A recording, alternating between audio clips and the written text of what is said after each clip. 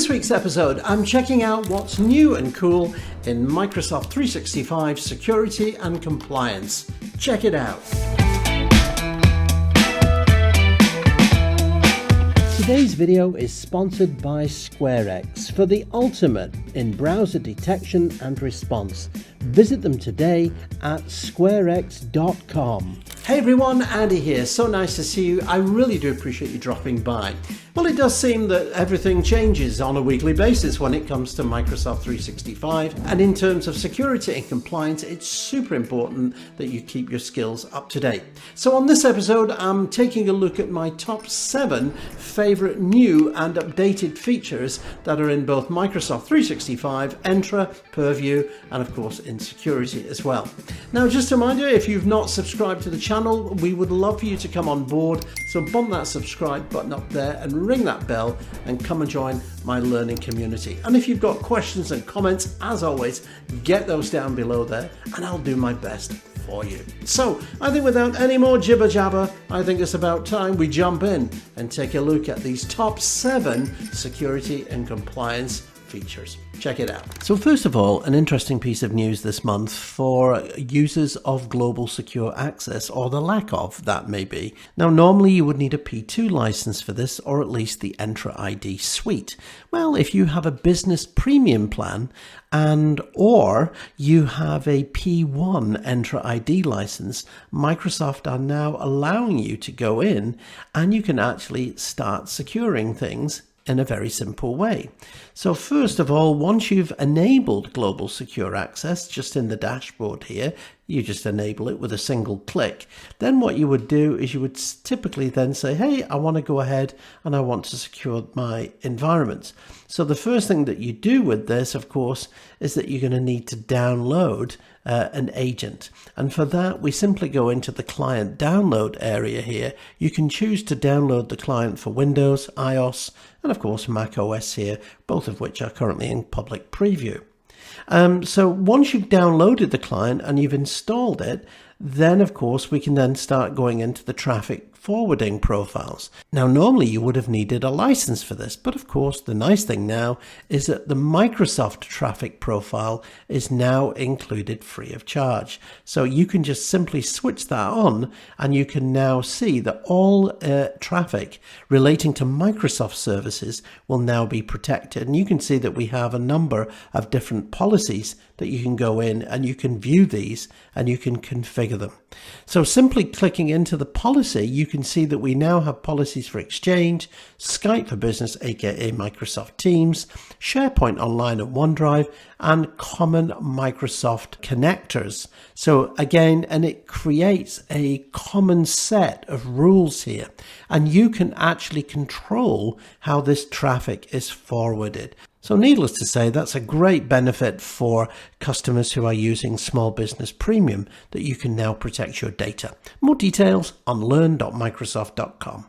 Now, if you're like me and you're a big fan of AI, then you'll know ChatGPT. Now, the problem with ChatGPT, of course, is that especially if you're using the free version, it can be a complete nightmare because it's essentially, there's no privacy safeguards in place. And this can be demonstrated by if you connecting your ChatGPT account to either your OneDrive personal or worse than that, your corporate work and school account now, and the alarm bells really start to go off when you can see that essentially you're providing ChatGPT with access to pretty much everything within your organization, certainly in terms of your user account.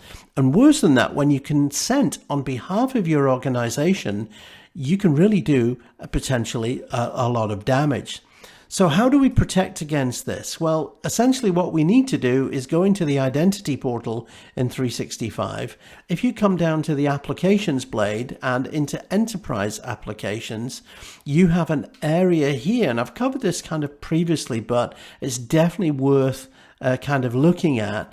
So obviously we've got consent requests here, and you have got consent and permissions. And you can see that the default here is allow user consent for all apps. Now you have 3 options. Do not allow user consent, allow consent only from verified publishers that are recommended, or just simply allow consent. Now, what you can do, obviously, for users to prevent them using ChatGPT and other AI products is just simply say, I'm sorry, we're not going to allow consent. So, for example, if I go ahead and I save that, one thing that you can do is you can go into the admin consent settings, and the users can request an admin to consent on their behalf. And of course, you can put certain users, groups, and even certain admin roles in here as well. And you can see you can set things like mail notifications, and you can also set expiries for those consent as well. So if you want to avoid any security nightmares, this is definitely a feature that you want to take a look at sooner rather than later. Now, one of my recent favorites of new features coming into public preview can be found in the users pane, all users in Entra ID, and definitely check this out. If you want to make some changes to multiple users, in the past, you really would have had to use PowerShell, or it was kind of limited. Now, however, you'll notice that up here we have this preview of edit, and this is a multi-user edit option. So for example, if you wanted to add these 3 users to a group, for example, you can just simply come in here, select the group that you want them to be a member of, and then select, and it's done. Likewise, if you want to make multiple changes to all of your users, again, you can do that. I just love this feature, and it is really going to save you so much time. So that's the new multi-edit user feature now in public preview in Entra ID. So one of my favorite tools in the Microsoft 365 suite is Microsoft Purview, and it goes from strength to strength every month actually. This is the unified compliance platform. So if you've got data in Microsoft Azure and also in Microsoft 365, this is going to be the one tool that rules them all in terms of compliance.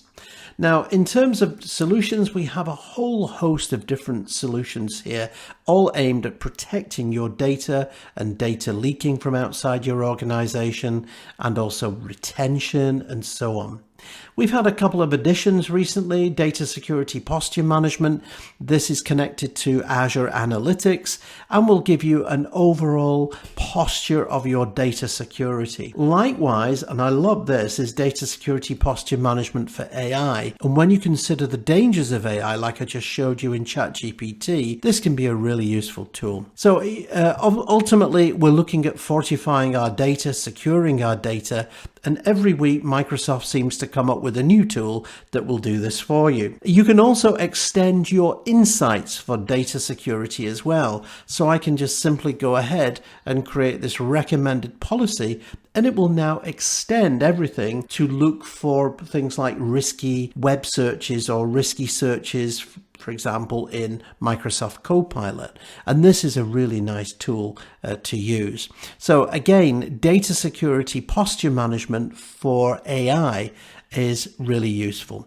So once this is in place, it will then start to detect any kind of unethical behavior in apps, as well as security issues that you have in your organization.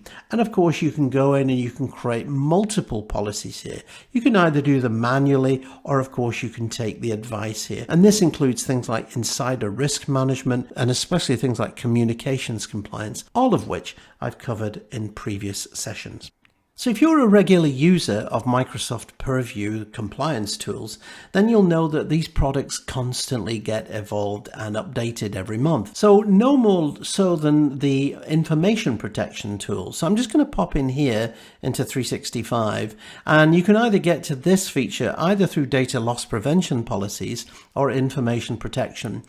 First of all, a common question that management might ask you is, how do I know what information I need to protect? How do I know if I have any sensitive information? Well, you can go into the Explorers, and initially if you go into the Data Explorers tool, you can see that we have all of this different types of potentially sensitive information. You can see we have many different types. But a favorite one is things like credit card numbers. And you can see we have 67 credit card numbers dispersed throughout all of Microsoft Office here. So as an example, I could click into my OneDrive account. So remember that OneDrive uses personal storage here. So you can see if I scroll down, at the moment I've got 17 occurrences, and you can see that this is spread out between these different OneDrive accounts. So I can come down, I can see, yeah, there's a couple of different accounts here. So if I go into this user's account here, not only will it show me the documents, but I can actually click into the document and I can actually see the details. It will give me the source details and also the actual credit card number details that's in here as well. And again, this can be really, really useful. So now I can actually see, yes, there are credit card numbers in here. What I need to actually do something about this, I need to protect this information. So how can we protect the information? Well, ultimately, we can use a number of tools. So sensitivity labels. So let me show you sensitivity labels, some of the changes, and then I'll show you some of the changes in data loss prevention policies. So I'm going to create a label. We'll call this the finance highly confidential label. I'll just paste that in here and I'll give a little description for my users. I'll just scroll down and I'll give it a color. We'll call it purple, let's say, for this demo. And then it talks about, okay, the sources. So what sources do you want to protect? Just to mention, by the way, if you don't see the groups and sites kind of enabled here, just look out. There is a little learn article that clicks on. You just simply click onto it and it shows you exactly how it works. Now, just to mention that with meetings, by the way, some of the items, for example, chat, you do need a Teams premium license for. So just be aware of that. But you can see as you go through the wizard, Microsoft have really made some nice changes here, and it makes things a lot easier actually for the administrator. So I can control access, I can put some content marking, and I can protect Teams and meetings. And you can see in this case, I don't have Teams premium for that. So I can assign permissions now or let users do that. No, I don't think so. Do you want to put an expiry date and allow offline access as well? I can assign the permissions, and I'm going to do this for all my users and groups. I would then select which sets of permissions I want. And of course, these are different SharePoint levels of permissions. So for example, you'll see the most basic permission is viewer, and of course, owner, you can pretty much do anything. So for the purpose of this demo, I'm going to set the editor permission. I'm going to click on save. A couple of other options here. We can also use dynamic watermarking as well. So that's kind of cool. And if your client supports it, so if you've got more modern versions of Outlook and products like that, then it will support double key encryption. You can also do watermarking as well. So for example, I can add a header or a footer. I can customize the text. I can change the alignment, the color, and so on, and just save that. So that is great. Of course, if you've got the license for it, it will auto integrate with things like data loss prevention policies. So I can say, yeah, I want to do this, and you can set a condition here. So this is essentially a data loss prevention policy. So I can go in and I can say, yeah, I want to say add in a sensitive information type. And as you can see, we can scroll down. We have lots of different types of information now. My client is in the US, so I'm going to scroll down and let's have a look at some of the US settings here. So you can choose any selection of things like bank account numbers, passport numbers, credit card numbers, and so on. So again, for the purpose of this demo, I'll choose just a few, just as an example. I'm going to then say, okay, click next. And you can see, how do you want to protect them? So privacy and external sharing and conditional access, and also things like private teams discoverability. And if you're using shared channels, you can do that. I'm going to just leave that one off just now and just click next. So you can see define privacy and external access settings.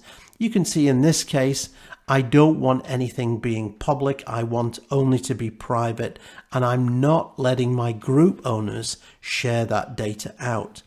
Likewise, I can also control external sharing.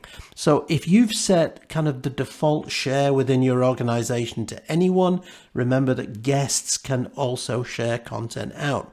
But this is about this particular label. So I'm going to say no, only people within my organization can use this. You can also extend it into conditional access as well. So you might say, hey, anyone with this label, they can't download it. They can only get limited web access here. So once you're happy, we can then go ahead and click on create. So that just takes a moment. So now that the label has been done, now we can automatically apply it to sensitive content, or you can publish the label to users' apps, or we can not create. So what I'm going to do is I'm going to say, yeah, I want to automatically assign this label. So off it goes and it creates an automatic policy for me. Now before you had to go in and do this separately. So it actually creates that policy directly for me now. I love this. This saves a lot of work. So there you go. I've now combined an information protection policy with an auto data loss prevention policy label, all nice and combined. So as promised, and one of the absolutely most important tools in Microsoft Purview can be found here in Solutions, and this is data loss prevention policies. Now, I will say that the portal has gone through some really nice updates recently, and this is really good because it gives you so much more visibility here. So what I'm going to do is I'm going to come on in here into policies, and I'm going to create a new policy. And again, you're presented with a whole bunch of different templates. So for the purpose of this one, I'm just going to choose the financial one and PCI. So this is the Payment Card Industry Data Security Standard, and credit cards, of course, is what we're talking about. So I'm going to click on next. I can give it a name. You can see it's already given it one. I'll just accept that. And I'm just going to click on next. Okay, and now you can see it's asking you, do you want to assign this to a particular admin unit, i.e. a scope of administration, not to be confused with organizational units in Active Directory. For this purpose, though, I'm just going to say, no, I want to roll this out to my entire organization. And as you can see, it's everything, all users, all devices. In this example, though, I don't have any devices deployed. I don't have any on-premises repositories and so on. But if you did, then of course you could link them in with that. I'm just going to keep this super simple at the moment. So again, I'm looking for credit card numbers, of course, and I'm particularly interested in protecting it from people outside of my organization. So I need to keep this inside. And again, you can see here where the interface has been updated recently. We used to have lots of different screens that we used to have to go into. This has been really nice. It's so much cleaner than it used to be. Ultimately, of course, you definitely want to restrict this in Microsoft 365 locations. Absolutely. Click on next, and then it says, okay, how do you want to deploy this? So you can deploy it in one of two ways. Either you can just say, no, you're not allowed to share credit card information, or you can set this one up here. Let people who see this tip override the policy. Now, if you take that checkbox out, it is basically saying this information will never go outside the organization. Here, though, with that option, and please note that this is the default here, it will let people who see this tip override it. But I recommend, if you're going to do that, make them put in a justification just in case. Again, if you've got auditing enabled, so in this case, you can choose how you want to deploy. You'll notice that some of these other options are not deployed. This would be, for example, if you've got things like, web browser management, global secure access. If I've got devices on the network, you get more options there, of course. So again, do you want to run the policy in simulation mode? This is always a good idea, because obviously you don't want to have problems. Always start small with your policies and then build them out. So I'm going to say, yep, show the policy tips, and I'm going to say turn the policy on if it's not edited within 15 days. So if you're happy within 15 days, the policy will then flip over into being turned on. Or you can turn it on automatically or turn the policy off. I'm just going to go ahead with that. I'm going to click on next, and I'm just going to submit that. And there you go. That's how we've now created that. So that's my data loss prevention policy. So you can deploy those in one of two ways, either individually like this, or you can deploy them as part of an automatic labeling policy in information protection. Either way, these are absolutely critical things that you need to do in order to protect your data. Now, one of my favorite things about Microsoft is that the way they charge you for something that you're already paying for. I love this. This is SharePoint Premium. So one of the things that they've just announced is the fact that you can prevent content discovery in Microsoft SharePoint. So if you're not got all of these features switched on, data loss prevention and so on, this is one thing that you can do. So this unfortunately costs an extra $3 per month per user. Alternatively, if you've got the Copilot license, you now get this included for your users. So once you've switched it on and it's enabled, essentially what we can then do is we can go to a specific website. I'm just going to open up my SharePoint site. So in sites, I'm going to go into active sites, and you can see here I've got a site called Team 1. And of course, you can also see this from the Microsoft 365 groups page as well, if you went on that. Now, what I'm going to do is I'm just going to flip over into settings, and here in the settings, you can see that we have a few options here. And specifically, you'll notice that we have settings, obviously, for the privacy. You've got a sensitivity label that you can assign, of course. And of course, you can also control the file sharing for the site. But it's the element here on the left-hand side. So restrict content to Microsoft 365 Copilot. And this is essentially what this will do, is it will prevent Copilot from directly accessing any content, any sensitive content within that site. So I suppose the easiest way to describe this is that in essence, this tool just basically becomes a block list, a block feature, which will just basically prevent Copilot from accessing anything here at all. Very, very simple. You do need that extra SharePoint license, as I said, but it does come free if you've got the Copilot license. So that is restricting content discovery in SharePoint and Microsoft 365. Very nice. So there you have it, my top 7 security and compliance features in Microsoft 365.